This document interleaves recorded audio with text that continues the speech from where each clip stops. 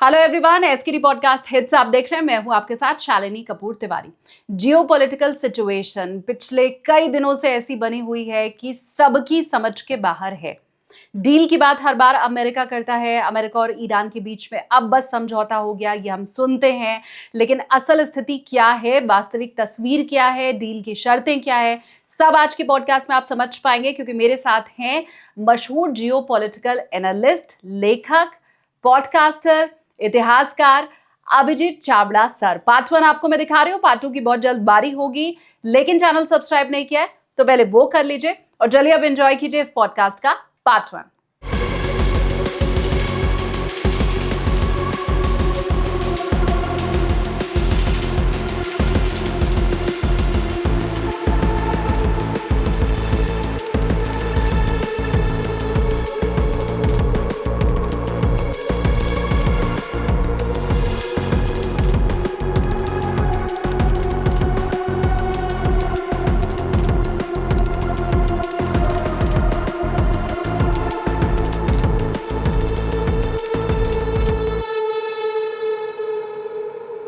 Sir, बहुत स्वागत है आपका। Thank you ma'am, thank you. हम अमेरिका और ईरान के बीच ये जो लंबा युद्ध चल रहा है वो किस जगह पर है, खास करके ये भी आज आपसे समझना चाहते हैं जी। भारत की स्थिति क्या है वो भी आपसे समझना चाहते हैं, और गल्फ कंट्रीज अभी किस जगह पर खड़ी हैं, ये सारी बातें आपसे करेंगे जी। लेकिन पहली बात ये कि पूरा विश्व जब इस इंतज़ार में है कि अब तो युद्ध विराम हो जाएगा, ऐसे में ट्रम्प ये बोलते हैं, अभी G7 में वो पहुंचे हुए हैं और वो ये कह रहे हैं कि युद्ध विराम होगा नहीं होगा, पर डील के ऊपर अभी कोई बात बनी नहीं है। हम ये एक्सपेक्ट कर रहे हैं कि डोनाल्ड ट्रम्प शायद कुछ डील कर रहे हैं और वो ये कह रहे हैं कि डील के ऊपर तो अभी कोई बात बनी नहीं है। अच्छा, तो ये वो लेटेस्ट क्या है क्या? हाँ, ये लेटेस्ट उन्होंने कहा है, राइट। तो कल तो कह रहे थे कि डील हो गई है, deal is almost to be almost on the verge of being signed.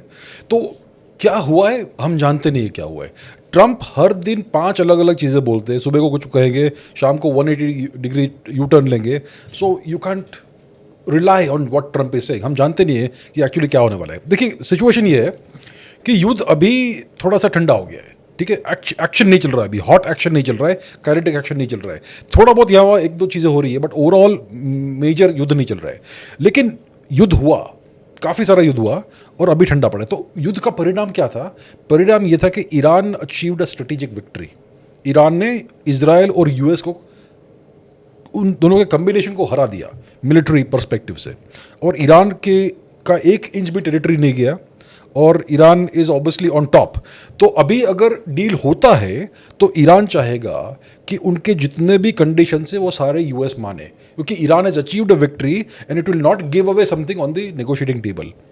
तो ईरान चाहेगा कि उनके जो भी कंडीशन है अमेरिका उसके ऊपर साइन करे। अगर अमेरिका मना कर रहा है तो डील नहीं होगा। तो अभी मेरे हिसाब से सिचुएशन ये है, अगर ट्रम्प कह रहा है कि ईरान मानेगा कि हम न्यूक्लियर वेपन्स नहीं बनाएंगे, ईरान ऐसी कोई बात नहीं मानेगा। मे बी वो कहेंगे 3 साल नहीं करेंगे या whatever, but Iran will not give any concessions to the US. अभी ये सिचुएशन है। तो मैं नहीं मानता कि कोई डील इमीडिएटली आ सकता है unless Trump agrees to everything that Iran wants. मैं ये भी समझना चाहती हूँ कि क्या ईरान एक नया सुपर पावर है वर्ल्ड का? क्योंकि जिस देश को अमेरिका नहीं हरा पाया, जिस देश को अमेरिका और इजराइल मिलके नहीं हरा पाए, अब उस देश को कौन हरा सकता है? तो क्या ईरान सुपर पावर है? मेरा प्रश्न ये कि सुपर पावर का डेफिनेशन क्या है? मेरा डेफिनेशन में भी दूसरे लोग नहीं मानेंगे, लेकिन मेरा डेफिनेशन ये है कि एक सुपर पावर ऐसा देश है जो पूरे विश्व में कहीं पर भी 60 मिनट्स नोटिस पे मिलिट्री इंटरवेंशन कर सकता है। मेरा डेफिनेशन ये है, पूरी दुनिया को एसेंशियली कंट्रोल कर सकता है इन सम वे। क्या ईरान कर सकता है ऐसा? नहीं। ईरान रीजनल पावर है। ईरान ने प्रूव कर दिया कि गल्फ का सबसे पावरफुल, शक्तिशाली देश ईरान है, और ईरान फुल्ली सॉवरेन नेशन है। ईरान पर किसी का कोई वो नहीं है। पूरे विश्व में मेरे हिसाब से सिर्फ 6 सॉवरेन नेशंस है, actual sovereign nations. United States, रूस, चीन, भारत, इजराइल और ईरान। और Gulf region, West Asia region में 2 है, ईरान और इजराइल। और Iran is more powerful right now than Israel, even though उनके पास न्यूक्लियर वेपन्स नहीं है। तो ईरान सुपर पावर नहीं है, लेकिन ईरान एक मेजर रीजनल पावर है वेस्ट एशिया में, और पाकिस्तान से भी ज़्यादा शक्तिशाली है, इवन दो ईरान के पास न्यूक्लियर वेपन्स नहीं है। तो इस युद्ध का परिणाम ये है कि Iran has established hegemony over West Asia. हम देखते थे बराक ओबामा के टाइम में भी एक डील हुई थी ईरान के साथ, और उस समय ये ट्रम्प साहब ही थे जो मजाक उड़ाते थे उस डील का, कहते थे ये आत्मघाती है, कहते थे ये आज तक की सबसे बुरी डील है। और इस समय जो डील सामने आई है, जितनी बातें हम लोगों को मालूम है, वो तो ऐसा लग रहा है कि बराक ओबामा की डील से भी ज़्यादा बुरी डील है। क्योंकि 2015 में जब डील होनी थी बराक ओबामा के साथ, उस समय तो ईरान इतना पावरफुल भी नहीं था। तो वो डील ओबामा वाली है जिसका ट्रम्प मजाक उड़ाते थे, और आज जो वो खुद डील करने की कोशिश कर रहे हैं, अब उनका मजाक पूरा विश्व ना उड़ाए। उड़ाना चाहिए। देखिए 2015-16 के आसपास, 15 की बात है शायद, जब ईरान ने न्यूक्लियर डील साइन किया था विद द यूनाइटेड स्टेट्स। उस डील का नाम था JCPOA, joint comprehensive plan of action, और उसमें अलग और भी कुछ राष्ट्र थे जिनके साथ ये पूरा डील साइन हुआ था। तो ईरान ने जो भी ये US को चाहिए था वो सब अग्री किया था कि हम न्यूक्लियर वेपन्स नहीं बनाएंगे, हमारे जो एटॉमिक फैसिलिटीज़ है, न्यूक्लियर फैसिलिटीज़ है, वो हम ओपन कर देंगे for international inspection by the IAEA, international atomic agency, whatever जो है वो। तो ईरान ने सब कुछ अग्री किया था, वो पूरा ट्रांसपेरेंटली अपने फैसिलिटीज़ दिखा रहा था कि भाई देखिए हम कुछ नहीं कर रहे, we are not making nuclear weapons. और ट्रंप ने यूनिलैटरली इस डील को फाड़ दिया और चला गया उसमें से, ही वॉकड आउट यूनिलैटरली, और वापस सैंक्शंस इंपोज किए एंड सो ऑन। और अभी इजराइल ने और ट्रंप ने ईरान पे आक्रमण किया है। तो जो इतना अच्छा डील था US के लिए, जो गारंटी कर रहा था कि ईरान न्यूक्लियर वेपन्स नहीं बनाएगा, उसको ट्रंप ने ही डिस्ट्रॉय कर दिया। और फिर जब अभी युद्ध हुआ इस साल, तो उन्होंने श्री अली खमेनेई की हत्या कर दी। Ali Khamenei was a moderate. Ali Khamenei ने फतवा दिया था कि ईरान कभी न्यूक्लियर वेपन्स नहीं बनाएगा, फतवा दिया था उसने, उसकी हत्या हो गई। अभी सारे जो मॉडरेट लीडर्स थे उन सबको मार दिया। तो उसका परिणाम क्या हुआ? Hardline leaders are now ruling Iran. अभी ईरान पूरा विपरीत है, उसकी पूरी पॉलिसी अभी डिफरेंट है compare to what was in 2015। तो ट्रंप ने जो अच्छा बनाया हुआ था वो पूरा बिगाड़ दिया है, और फिर युद्ध किया और वो हार गया। So Trump has essentially dug the grave of US policy in West Asia. तो हु इज बेटर, कौन अच्छा है, किसने ज़्यादा अच्छा काम किया, ओबामा या ट्रंप? Clearly Obama. ट्रंप ने सब कुछ जो बनाया था ओबामा ने वो बिगाड़ दिया। Trump is not the better president, Obama is better, way better. मुझे एक चीज़ आप और समझाइए कि क्या अमेरिका में मिड टर्म इलेक्शन जब तक नहीं हो जाने हैं तब तक किसी भी कीमत पर ईरान कुछ भी जाए करता रहे? मिड टर्म इलेक्शन के पहले अमेरिका ईरान को बिल्कुल तोड़ने की कोशिश नहीं करेंगे या झुकाने की कोशिश नहीं करेंगे। एक मजबूरी ट्रम्प की बनी हुई है, मिड टर्म इलेक्शन, ये है क्या? मजबूरी बिल्कुल है। मिड टर्म इलेक्शंस तो क्रिटिकल है ट्रंप के लिए। उसमें अगर रिपब्लिकन्स हार गए तो ट्रंप तो एसेंशियली लेम डक प्रेसिडेंट बन जाएगा next 2 years, like half powerless kind of president. उसका सारा प्रेस्टीज चला जाएगा, और उसकी पार्टी का जो फ्यूचर है वो काफ़ी एटलीस्ट मीडियम टर्म के लिए बुरा हो जाएगा। सो ट्रंप के लिए तो क्रिटिकल है कि Republicans win the midterms. नवंबर के आसपास होगा मिड टर्म, राइट? अभी सिचुएशन ये है कि पूरी दुनिया ने देख लिया कि US has lost the war to Iran. It's a humiliation essentially, क्योंकि जो भी वो ट्राई किया, उन्होंने ट्राई किया, कुछ भी परिणाम नहीं आया। उन्होंने खमेनेई की हत्या कर दी, फिर भी ईरान ने सरेंडर नहीं किया। नया आयतुल्लाह आ गया, खमेनेई का बेटा, और इजराइल पे कितना बुरी तरह से ईरान ने बॉम्बार्डमेंट किया। US के जितने भी मिलिट्री बेसिस है इस रीजन में, उनको नष्ट कर दिया ईरान ने, and Iran is still standing. तो US clearly in the eyes of the world has suffered a strategic defeat. और अगर एक प्रेसिडेंट इस चीज़ के ऊपर प्रिजाइड करता है, then he typically loses the next midterms. तो ट्रंप के लिए ये बहुत ही क्रिटिकल है कि समहाउ कुछ तो वो प्रेस्टीज और रेपुटेशन सैल्वेज करे, लेकिन कैसे सैल्वेज करेगा? उन्होंने जो कुछ भी ट्राई करना था वो ट्राई किया अगेंस्ट ईरान और विफल हुए। अब वापस क्या वही ट्राई करेंगे? उसका कोई परिणाम नहीं आएगा, क्योंकि आज भी ईरान के पास tens of thousands of missiles है, बैलिस्टिक मिसाइल्स और cruise missiles, and hundreds of thousands of Shahed drones है। ओके, शायद drones and other kinds of drones. तो वापस वही परिणाम आने वाला है, because quantity always trumps quality, और Iran has done this at scale. So it is guaranteed कि US अगर वापस से अटैक करता है तो भी हारेगा। अगर US न्यूक्लियर वेपन्स का भी उपयोग करेगा तो भी हारेगा, because Iran will not stop fighting. So Trump can't salvage the situation. ये सिचुएशन सॉल्वेजेबल नहीं है। That's the situation now for Trump. Nuclear attack की आपने बात की, अब इसमें फिर बड़ा सवाल ये है कि क्या अमेरिका न्यूक्लियर अटैक कर सकता है ईरान पे?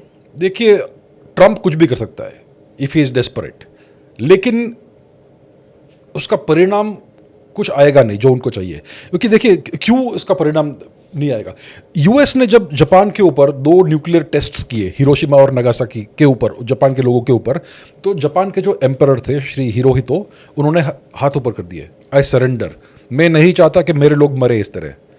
ईरान एक शिया मुस्लिम कंट्री है, उनको चाहिए शहादत।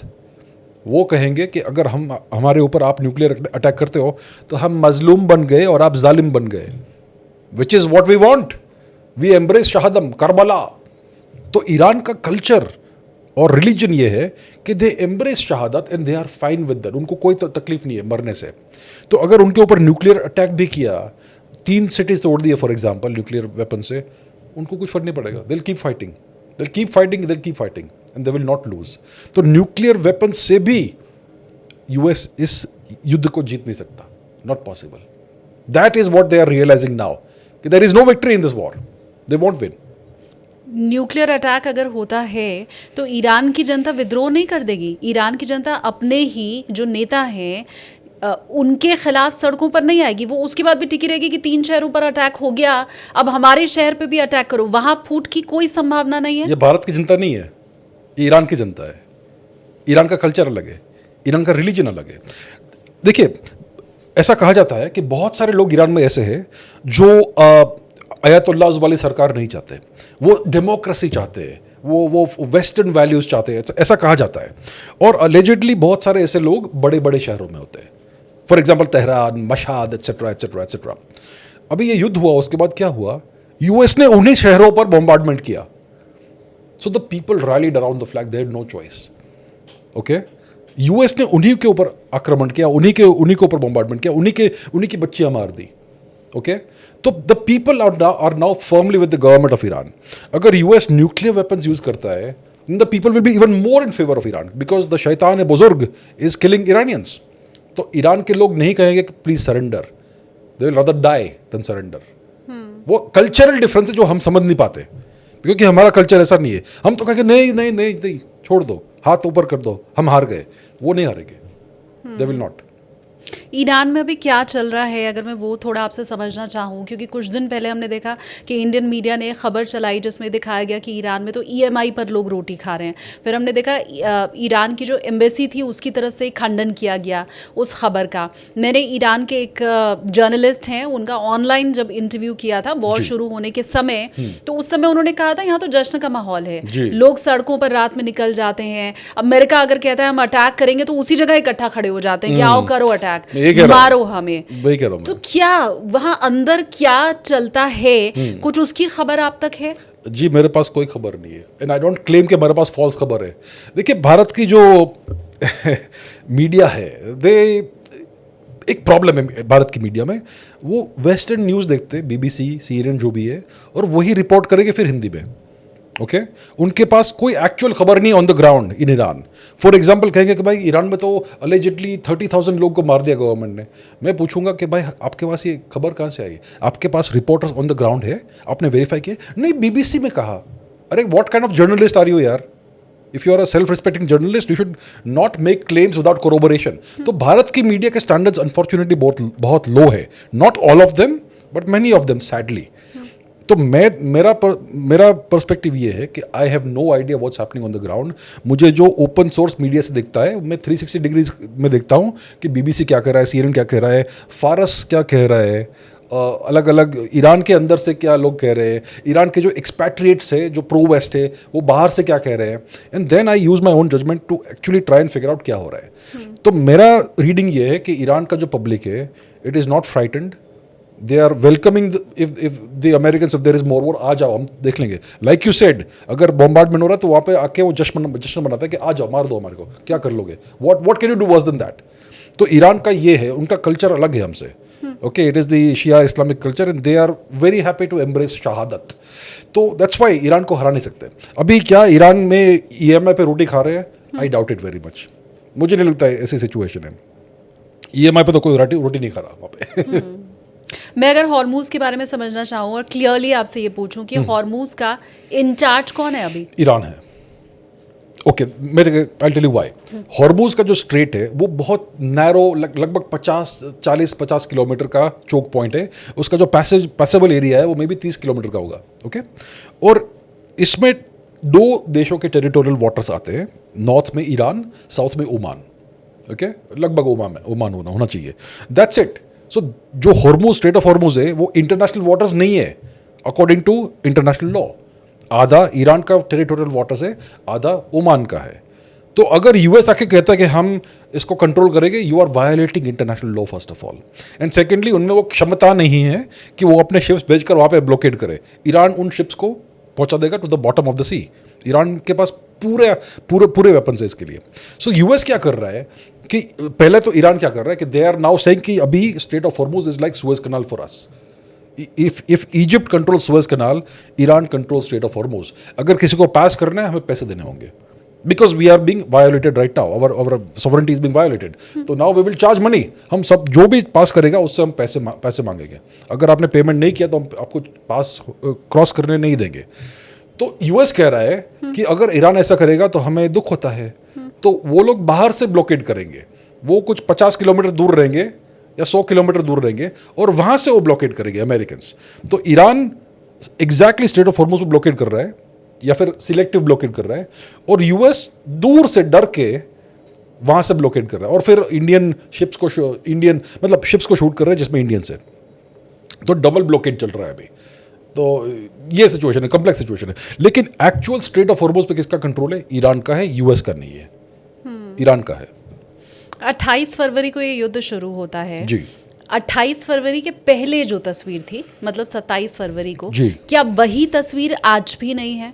अगर आप संबंधित यूरेनियम की बात करें तो उसके ऊपर पहले भी ईरान बातचीत करने के लिए तैयार था, आज भी वही हो रहा है। हॉर्मुज आप कह रहे हैं अब फ्री हो जाएगा, अब टोल नहीं लिया जाएगा, 27 फरवरी तक भी टोल नहीं लिया जा रहा था। आप ये कह रहे थे कि हमें रिजीम चेंज करना है, आप रिजीम नहीं चेंज कर पाए। तो जो 27 फरवरी की स्थिति थी, आज डील हो रही है, डील हो रही है, डील हो रही है कहा जा रहा है, तो उस डील के बाद भी क्या डील हो रही है? वही सिचुएशन लाना चाहते हैं जो 27 फरवरी को थी। तो आपने सिचुएशन बिगाड़ी क्यों, ये मैं पूछूंगा डोनाल्ड ट्रंप को, क्योंकि जो डील है अगर होती है इट विल रीएस्टैब्लिश 27 फरवरी वाला सिचुएशन, राइट? वो उसी के लिए डील करने की कोशिश कर रहे ट्रंप। तो आपने सिचुएशन बिगाड़ा क्यों? आपने कुछ भी अचीव नहीं किया, आपने ईरान का न्यूक्लियर प्रोग्राम रोल बैक नहीं किया, आपने सक्सेसफुली उनका रेजिम चेंज नहीं किया, आपने कुछ भी अचीव नहीं किया। आपके सारे मिलिट्री बेसिस नष्ट हो गए इस रीजन में। आपका 5th फ्लीट का हेडक्वार्टर्स जो मनामा के पास था वो पूरा नष्ट हो गया। आपके सारे थैड रेडार्स टूट गए। इजराइल के जितने भी एयर डिफेंस मिसाइल्स है वो खत्म हो गए। आपने अचीव क्या किया? कुछ भी नहीं। ह्यूमिलिएशन अचीव किया यूएस ने। और अगर डील होता है देन अभी US will be on the back foot and Iran will be the hegemon, क्योंकि वो स्ट्रेट ऑफ हॉर्मुज पे जो कंट्रोल उन्होंने पाया है अभी वो छोड़ेंगे नहीं कभी। So essentially US has achieved nothing, it has lost everything. कुछ अगर डील के बारे में आपको पता हो, हालांकि पूरा वर्ल्ड ये कह रहा है कि हम नहीं जानते क्या है, और आज डोनाल्ड ट्रंप ने ये भी कह दिया कि हम भी नहीं जानते। अच्छा। डोनाल्ड ट्रंप का ये कहना है, आज जो उनका ताज़ा स्टेटमेंट G7 में आया है, तो वो उसमें कह रहे हैं कि क्या है, डील अभी तक फाइनल हुई नहीं, और हम जो चाहते हैं अगर वो नहीं हुआ तो डील वैसे भी फाइनल नहीं होगी। अच्छा, क्या ऐसे डील होती है सर? मुझे थोड़ा समझाइए ना। अगर मेरे और आपके बीच में डील हो रही है, हम दोनों अगर एक टेबल पे हैं, तो क्या मैं ऐसे बात कर सकती हूँ कि मुझे नहीं पता डील में क्या है, मैं नहीं जानता क्या है, मैं जो चाहता हूँ वो नहीं हुआ तो डील नहीं होगी? क्या ऐसे डील होती है? देखिए जनरली डील कैसे होती है कि भाई आपके कुछ डिमांड्स है, आपको कुछ चीज़ें चाहिए, मेरे भी कुछ डिमांड्स है, मुझे भी कुछ चीज़ें चाहिए। क्या हम कोई कॉम्प्रोमाइज वाला सोल्यूशन जो म्यूचुअली एक्सेप्टेबल है, कैन वी रीच दैट? क्या आपके डिमांड्स मैक्सिमलिस्ट है? क्या मुझे सब कुछ चाहिए और आपको कुछ नहीं मिलेगा? यूएस एसेंशियली ऐसे डिमांड्स करता है नेगोशिएशंस में, अगर उनके पास लेवरेज हो तो। अभी भारत और यूएस के बीच में ट्रेड टॉक्स हो रहे हैं। यूएस कह रहा है भाई सब आपका इकोनॉमी खोल दो हमारे लिए, जीरो टैरिफ्स, और हम टैरिफ लगाएंगे आपके ऊपर। सो यूएस के डिमांड्स जनरली ऐसे मैक्सिमलिस्ट होते हैं अंडर डोनाल्ड ट्रंप। लेकिन कल शहबाज शरीफ ने ट्वीट किया था कि डील हो गया भाई, right, congratulations to the brotherly republic of Iran and blah blah blah. आज ट्रंप कहता है कोई डील नहीं है, मुझे पता भी नहीं है। सो एसेंशियली आई थिंक ये जो ट्रंप बार बार कहता रहता है कि डील हो रहा है, ऑलमोस्ट हो गया है, और शहबाज शरीफ से बुलवाता है कि डील ऑलमोस्ट हो गया है या फिर हो गया है, ये सब साइकोलॉजिकल वॉरफेयर के अटेम्प्ट से टू साइकोलॉजिकली प्रेशर ईरान कि भाई साइन कर दो। But Iran is not under any pressure. तो मेरा रीडिंग ये है कि भाई यूएस कुछ तो सैल्वेज करने की कोशिश कर रहा है, सम काइंड ऑफ प्राइड थोड़ी सी मिल जाए, हमें थोड़ा सा फेस सेविंग हो जाए, कुछ ईरान हमें ऐसा दे दे डील में ताकि हम अपनी जनता को बोले कि देखिए हमें भी कुछ मिला। That's what the Americans are trying, और ईरान ऐसा कुछ नहीं देने वाला उनको। सो आई थिंक डील अगर होगा, जब भी होगा, वो ईरान के टर्म्स के ऊपर होगा या फिर नहीं होगा, दैट इज गारंटीड। क्योंकि ईरान ने मिलिट्री विक्ट्री अचीव किया है, तो नेगोशिएटिंग टेबल पे क्यों कुछ देगा वो उनको? जब मैंने सब कुछ पा लिया from a military perspective, I will give you nothing because you have been defeated. अगर आप मुझसे हारे हो तो मैं आपको क्यों कुछ भी दूंगा? So Iran will give nothing to the US in a deal. Deal होगा तो it will be on Iranian terms, not American terms, and that is obviously not going to be acceptable to Trump. इसलिए deal postpone होता रहेगा। that's how it is. Unless Trump agrees to everything, in that case it will be a deal for the Iranians, which who will win. हम ये media reports में सुनते हैं कि Israel नहीं चाहता कि ये युद्ध ख़त्म हो। फिर हम ये भी सुनते हैं कि एक तरफ ईरान और अमेरिका के बीच में बातचीत हो रही है, और वहीं दूसरी तरफ लगातार लेबनान के ऊपर कभी हमला कर रहा है इजराइल, और हमले अपने जारी रख रहा है ताकि डील साइन हो ना पाए। मैं समझना ये चाहती हूँ कि क्या ये वाकई पॉसिबल है कि अमेरिका को पता ना हो कि इजराइल लेबनान के ऊपर हमला करने वाला है, या अमेरिका जानते हुए जानबूझ के ये करने दे रहा है ताकि ईरान को झुकाया जा सके? क्या सच है? सच ये है कि इजराइल के पास अमेरिका के ऊपर बहुत ज़्यादा इन्फ्लुएंस है। अमेरिका इजराइल को अनकंडीशनल सपोर्ट देता है। कुछ भी हो जाए, यूएस इजराइल को सपोर्ट करेगा ही। क्यों? ये हम नहीं जानते, कुछ तो स्पेशल रिलेशनशिप है इन दोनों देशों में, कुछ तो है।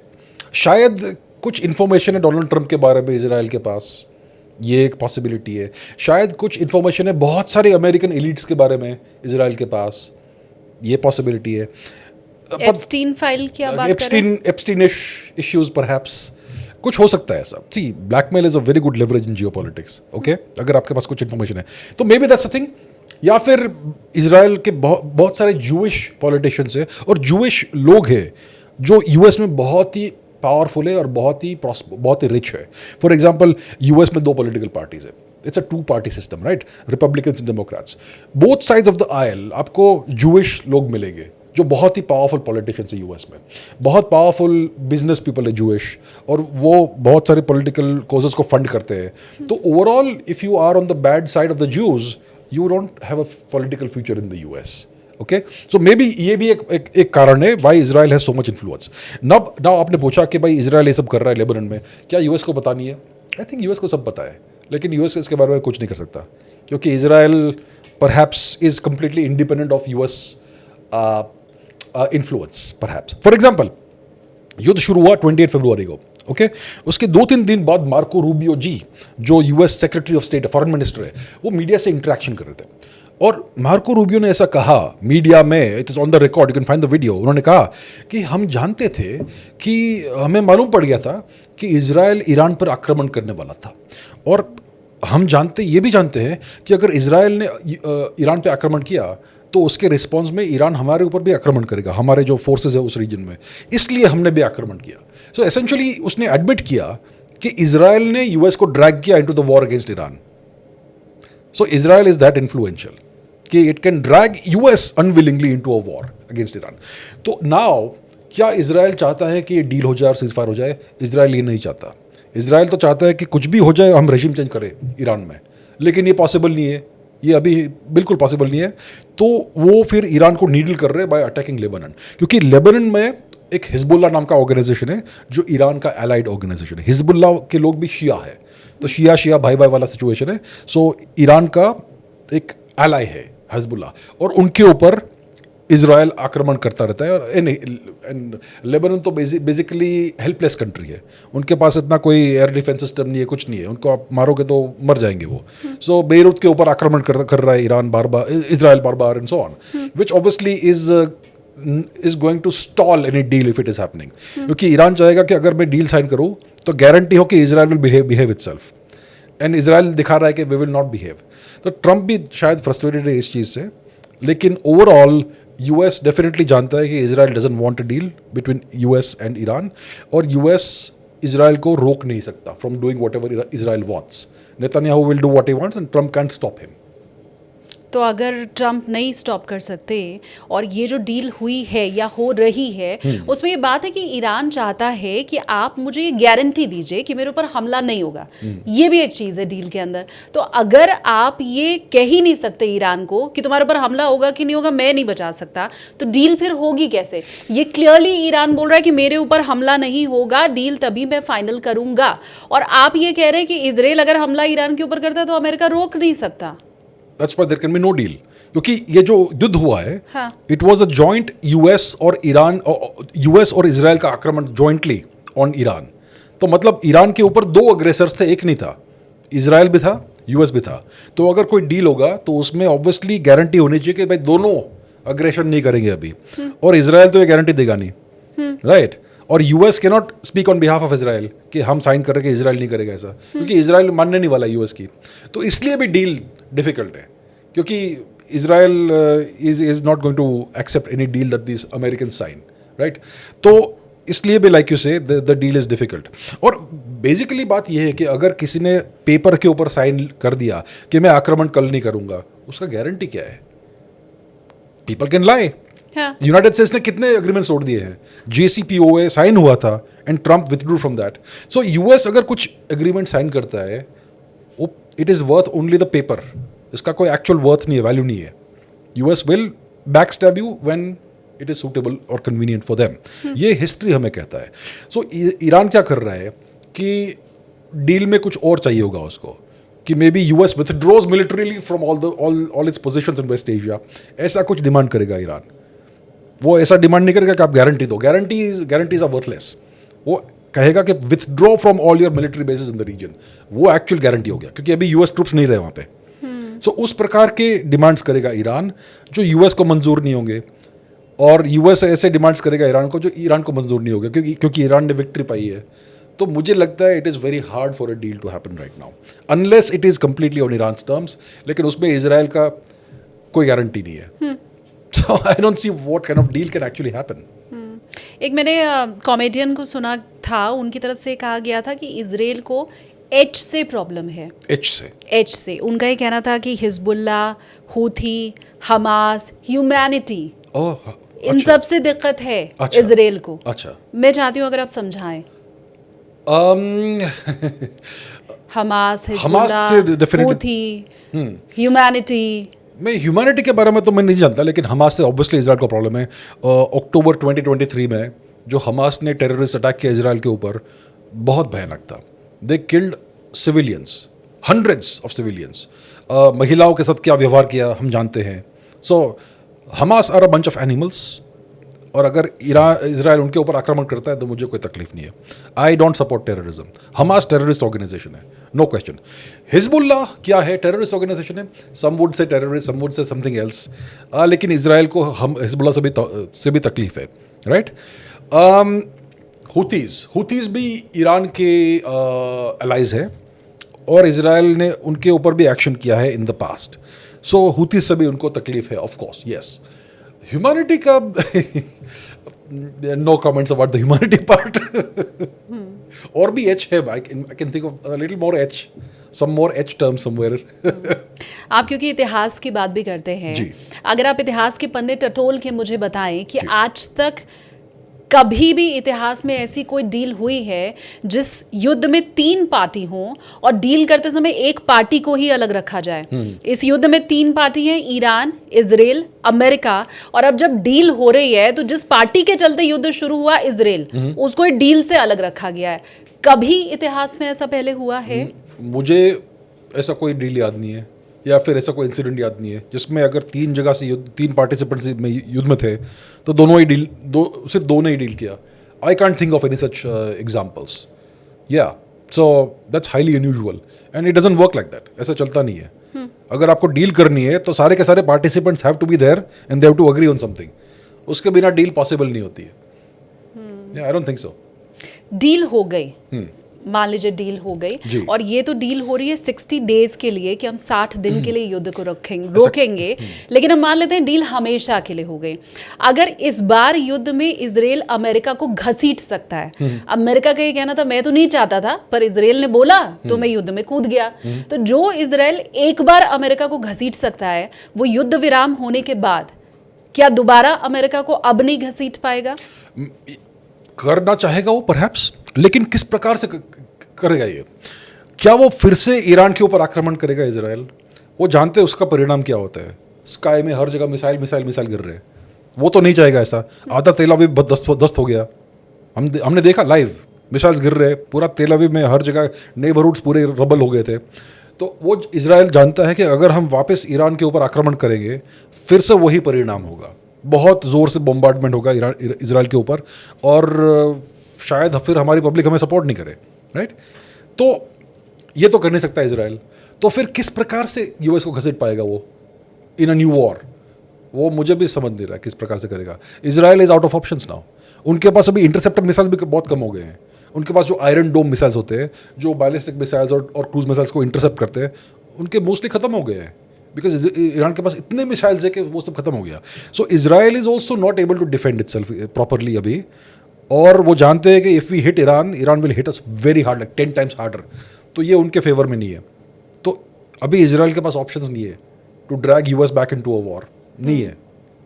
अभी की स्थिति में अगर मैं आपसे समझना चाहूँ तो ये अमेरिका की बेइज्जती है या डोनाल्ड ट्रंप की बेइज्जती है? दोनों की है, दोनों की है। डोनाल्ड ट्रंप विजिबल फेस है, क्योंकि वो कहता रहता है कि भाई I am making America great again. तो अभी ये ह्यूमिलिएशन हुआ है, आप ही ने किया है। सो ये डोनाल्ड ट्रंप की बेइज्जती है, और इसीलिए वो रोज़ लिखता रहता है अपने सोशल मीडिया के ऊपर कि Iran is lost, Iran is broken, ये वो बहुत सारे झूठ बोलता है वो हर रोज़। लेकिन ये बेइज्जती डोनाल्ड ट्रंप की सबसे पहले है, और यूएस की भी है। यूएस को इतनी बड़ी पराजय कब हुई थी last time? I mean Iraq में तो वो जीत गए थे, वियतनाम में पराजय हुई थी उनकी। ये वियतनाम के जितना स्केल नहीं है इसका, क्योंकि उन्होंने वियतनाम में तो बूट्स ऑन द ग्राउंड किए थे। यहाँ पे they did not dare to put boots on the ground. उन्होंने सोचा था कि भाई we will win from altitude, हम ऊपर से ही, हवा से ही जीतेंगे, and they lost very badly. तो ये ह्यूमिलेशन यूएस का भी है, और डेफिनेटली डोनाल्ड ट्रंप का उससे बड़ा ह्यूमिलेशन है, because he chose this war. वो चाहता तो वॉर नहीं होता, उसने डिसाइड किया ठीक है लेट्स डू वॉर, 24 घंटे में 48 आवर्स में खत्म हो जाएगा, वो सोचा था उसने, and that was a disaster. So it is a humiliation for Trump and also for the US. क्या मिड टर्म इलेक्शन जब हो जाएगा तो उसके बाद ये पॉसिबिलिटी बनेगी कि बूट्स ऑन द ग्राउंड हो जाए ईरान में? मेरे हिसाब से 0% पॉसिबिलिटी है, क्योंकि ये if you put boots on the ground in Iran it is suicidal no matter who you are. US ने ये एक बार ट्राई किया है अफगानिस्तान में। अफगानिस्तान में जब 20 साल तक यूएस ने ऑक्यूपेशन किया, उनका कब्जा काबुल वैली पे था और थोड़ा आजू बाजू का एरिया, बाकी सारा Afghanistan was in the hands of the Taliban and other factions. US कभी कंट्रोल ही नहीं कर पाया अफगानिस्तान को। क्यों? क्योंकि अफगानिस्तान में हर जगह पहाड़ है, माउंटेन्स है, माउंटेन्स एंड वैलीज। वहाँ पे आपकी टेक्नोलॉजी काम नहीं आएगी, आपको एक्चुअली वहाँ पे लोग भेजने पड़ेंगे। वहाँ पे आप लोग भेजोगे मर जाएंगे, क्योंकि the locals know the terrain better. Okay, तो अफगानिस्तान कोई छोटा कंट्री नहीं है, लेकिन Iran is like way bigger. In Iran भी पहाड़ है, ईरान पूरा फोर्ट्रेस है। सद्दाम हुसैन ने कोशिश की थी 1980 में, ओके 50 किलोमीटर उसकी आर्मी फटाफट घुस गई अंदर। सद्दाम बोला कि ठीक है 3 दिन में तेहरान, 8 साल लगे, उसकी आर्मी वहीं पे अटक गई, डिजास्टर। ओके, तो ईरान के ऊपर अगर आप बूट्स ऑन द ग्राउंड करोगे, आपके बूट्स ऑन द ग्राउंड वहीं पे गाड़ दिए जाएंगे, गारंटीड। आप यूएस हो या कोई भी हो, you don't do that, stupidity है। तो there is no possibility in my mind कि US will attempt boots on the ground invasion, नहीं हो सकता। तो क्या मैं ये मान लूं कि हमेशा के लिए ये ईरान की जीत है? हमेशा के लिए कुछ नहीं होता है। अगर यूएस ने किसी प्रकार से इंटरनली कू करवाया, किसी को लेट्स से बहुत बड़ी रिश्वत देके या कुछ करके, तो अनकन्वेंशनल तरीकों से they can perhaps do something in Iran, लेकिन मिलिट्री विक्ट्री पॉसिबल नहीं है अनलेस ये पूरा रेजिम अंदर से आप तोड़ दो किसी और प्रकार से, या। लेकिन ईरान में ये भी है कि उनके पास लीडरशिप के बहुत सारे लेवल्स है। अभी जो आयतुल्ला थे अली खमेनेई, उनकी हत्या कर दी यूएस ने, ईरान को कुछ फर्क पड़ा? नहीं, इट वेंट ऑन स्मूथली। उन्होंने कुछ 40-50 जनरल्स की हत्या कर दी, कुछ फर्क पड़ा ईरान को? कुछ फर्क नहीं पड़ा। ईरान के पास पूरा रिडंडेंसी है। ओके, अगर ये पोजीशन है गवर्नमेंट का, तो उसका सेकंड इन लाइन कौन है, थर्ड इन लाइन कौन है, सेवंथ इन लाइन कौन है? सारा का सारा रेडी है। So no matter how many the Americans will kill, new leaders will are already waiting in the wings. और वो सब उतने ही काबिल हैं। और भी हार्ड लाइन है। The sixth in line, seventh in line will be younger मतलब मोर हार्ड लाइन, जिन्होंने ये सब देखा कि हमारे बुजुर्गों को मार दिया। तो जितने ये मारेंगे लीडर्स, उतने और हार्ड लाइन लीडर्स ऊपर आएंगे। So US has no real options unless they achieve something incomprehensible. तो ये है सिचुएशन। इजराइल इस वक्त कहाँ खड़ा है, मैं ये समझना चाहती हूँ। आपने उसको अलग थलग कर दिया, आप उसको डील में भी शामिल नहीं कर रहे हो, बिना उसकी मर्जी पूछे आप युद्ध ख़त्म भी करना चाहते हो। वो जो अचीव करना चाहता था वो कर भी नहीं पाया है। तो इस समय क्या वो और गुस्से में भरा हुआ है कि मतलब अब तो मैं ही बॉम्ब ब्लास्ट करूँगा? कहाँ है इजराइल? इजराइल अभी इज़ आउट ऑफ ऑप्शंस। उनका जो एयर डिफेंस सिस्टम है वो काफ़ी सारा, ऑलमोस्ट लाइक 80% तो ख़त्म हो गया होगा। उनके पास न्यूक्लियर वेपन्स अलेजेडली है, लेकिन उसको वो अगर उपयोग करेंगे तो इजराइल को फ्लैटन कर देगा ईरान। उनके पास कन्वेंशनल मीन्स है टू फ्लैटन इजराइल, तो वो न्यूक्लियर वेपन्स भी यूज़ नहीं कर सकते। नेतन्याहू खुद स्वयं अंडर प्रेशर है, क्योंकि उनके ऊपर करप्शन स्कैंडल चल रहा है, उनके ऊपर कोर्ट केसेस चल रहे हैं करप्शन के। जब तक युद्ध है तब तक कोर्ट केस नहीं होगा, बट वंस द युद्ध एंड्स कोर्ट केस वापस रिज्यूम होगा। तो ये प्रेशर नेतन्याहू के ऊपर है। आई एम श्योर कि इंटरनली इजराइल में कई लोग होंगे जो दुखी हो गए इस युद्ध से, क्योंकि इतना सारा डिस्ट्रक्शन हुआ है इजराइल के अंदर, जो मीडिया ने सप्रेस किया है, सेंसर किया है। तो overall Israel is kind of out of options with Iran right now. वो ईरान के बारे में कुछ नहीं कर सकते इस समय। उनके पास कोई भी मीन्स नहीं है ईरान को पराजित करने के लिए। या तो रेजिम चेंज करने का, वो भी पॉसिबल नहीं है, या फिर मिलिट्री डिफीट देने का, वो भी पॉसिबल नहीं है, क्योंकि फिर इजराइल तो पूरा नष्ट हो जाएगा। So Israel is out of options right now. Netanyahu is under pressure, और यूएस भी एसेंशियली आउट ऑफ ऑप्शंस है, क्योंकि उनके पास मीन्स नहीं है to defeat Iran. That's where we are. उम्मीद करती हूँ पॉडकास्ट आप लोगों को जरूर बहुत पसंद आया होगा। आप कुछ कहना चाहते हैं कमेंट सेक्शन में प्लीज कहिए। आपकी राय अगर अलग है मेरे गेस्ट से या मुझसे, तो वो भी आप कमेंट सेक्शन में कह सकते हैं, लेकिन चैनल सब्सक्राइब जरूर करना है।